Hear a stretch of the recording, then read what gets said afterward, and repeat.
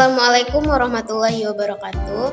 Kembali lagi bersama saya Ayu Atika dengan NIM 22114005 dari Prodi Pendidikan Bahasa Indonesia. Kesempatan kali ini kita akan membahas tentang konsep dasar supervisi pendidikan, ruang lingkup, prinsip supervisi pendidikan, serta peranan kepala sekolah sebagai supervisor pendidikan. Yang pertama, ada pengertian supervisi pendidikan. Supervisi berasal dari dua kata, yaitu super dan vision. Kata super mengandung makna peringkat atau posisi yang lebih tinggi, superior, atasan, lebih hebat atau lebih baik. Sedangkan kata vision berarti mengandung makna kemampuan untuk menyadari sesuatu tidak benar-benar terlihat. Berdasarkan penggabungan dua unsur pembentuk kata supervisi, dapat disimpulkan bahwa supervisi adalah pandangan dari orang yang lebih ahli kepada orang yang memiliki keahlian di bawahnya. Ada alasan rasional kenapa pentingnya supervisi pendidikan.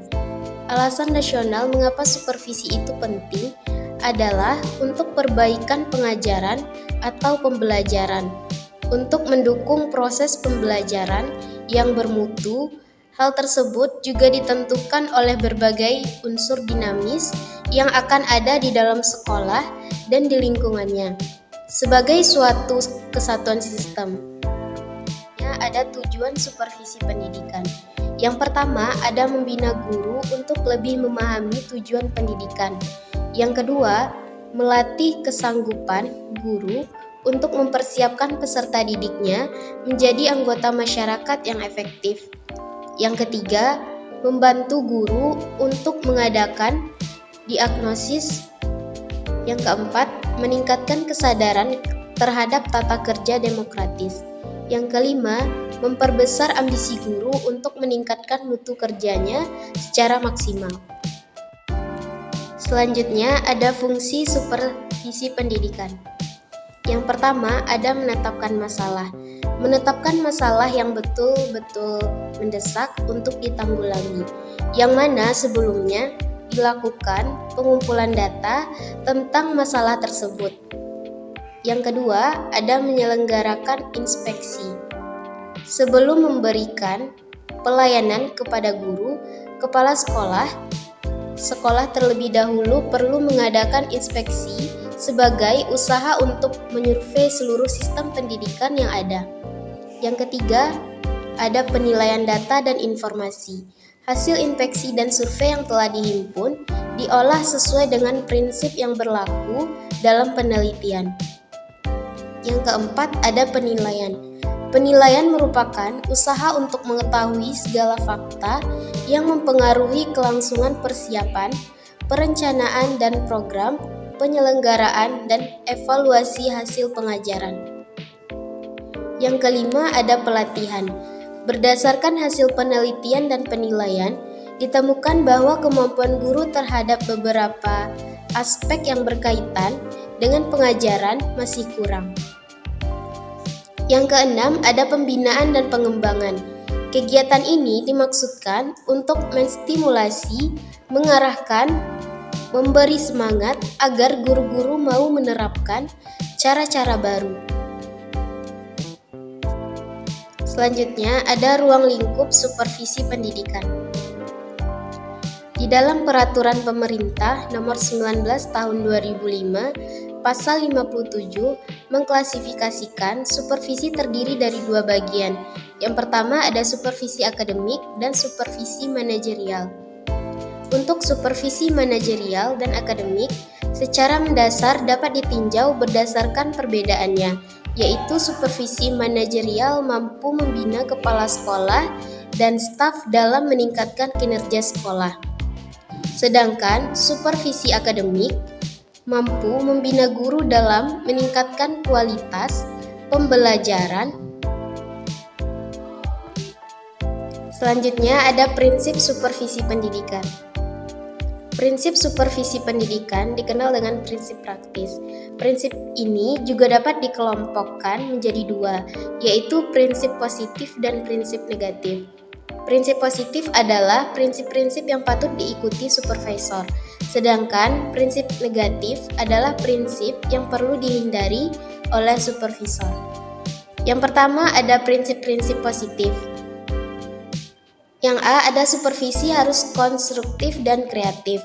Yang B, pelaksanaan supervisi diharapkan dapat membina inisiatif guru serta mendorongnya untuk aktif dalam mengembangkan potensi atau kemampuannya. Selanjutnya, supervisi hendaknya lebih berdasarkan sumber-sumber kolektif dari kelompok dan usaha-usaha supervisor sendiri. Yang C, supervisi hendaknya memperhatikan kesejahteraan guru-guru, para karyawan pendidikan, dan hubungan baik antara mereka. Yang D, supervisi harus didasarkan pada keadaan yang sebenarnya. Yang E, supervisi hendaklah sederhana dan informal dalam pelaksanaannya. Selanjutnya, supervisi hendaklah objektif dan sanggup mengevaluasi diri sendiri. Yang kedua, ada prinsip-prinsip negatif. Yang A ada supervisi tidak boleh bersikap otoriter. Yang B, supervisi tidak boleh mencari-cari kesalahan pada guru. Yang C, supervisor bukan inspektur yang ditugaskan untuk memeriksa apakah peraturan-peraturan dan instruksi yang telah diberikan dan dilaksanakan atau tidak. Yang D, supervisor tidak boleh menganggap dirinya lebih baik dari guru-guru oleh karena jabatannya. Selanjutnya, supervisor tidak boleh terlalu banyak memperhatikan hal-hal kecil dalam cara-cara guru mengajar. Selanjutnya, supervisor tidak lekas kecewa bila ia mengalami kegagalan. Yang terakhir, ada peranan kepala sekolah sebagai supervisor pendidikan. Yang pertama, ada koordinator. Sebagai koordinator, ia dapat mengkoordinasikan program belajar mengajar, tugas-tugas anggota staf, berbagai kegiatan berbeda di antara guru-guru. Yang kedua, ada konsultan. Sebagai konsultan, ia dapat memberi panutan atau bantuan, yaitu bersama mengkonsultasikan masalah yang dialami guru, baik secara individual maupun kelompok. Yang ketiga, ada pemimpin. Kelompok sebagai pemimpin, ia dapat memimpin sejumlah staf guru dalam mengembangkan potensi kelompok pada saat mengembangkan kurikulum, materi pembelajaran, dan kebutuhan profesional guru-guru secara bersama-sama. Yang keempat, ada evaluator. Sebagai evaluator dapat membantu guru-guru dalam menilai hasil dan proses belajar mengajar. Sekian penyampaian materi dari saya, semoga dapat bermanfaat. Assalamualaikum warahmatullahi wabarakatuh.